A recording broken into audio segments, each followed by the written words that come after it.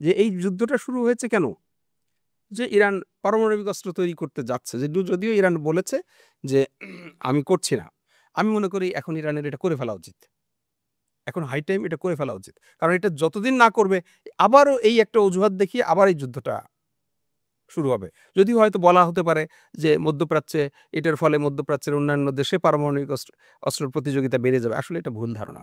কারণ পারমাণবিক অস্ত্র চাইলেই পাওয়া যায় না, চাইলেই তৈরি করা যায় না এবং এটা রিস্টোর করা রাখাও অনেক ব্যাপার আছে। এটা যেকোনো দেশ চাইলে পারমাণবিক অস্ত্র অধিকারী এতটা সহজ না।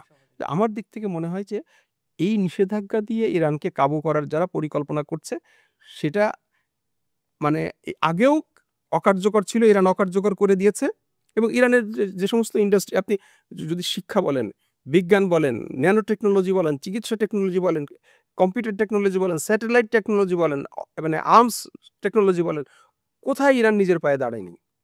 ইরান তার মতো করে তার সমস্ত প্রয়োজন নিজের টেকনোলজি দিয়ে নিজে করেছে। আর এখন তো তার পাশে দাঁড়ানোর জন্য রাশিয়া আছে, এখন তার পাশে দাঁড়ানোর জন্য চায়না আছে, এখন তার পাশে আরো অনেক শক্তি আছে।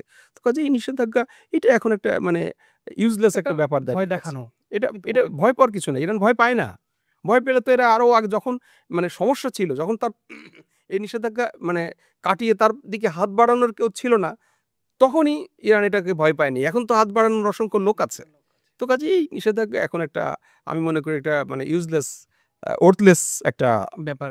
ব্যাপার।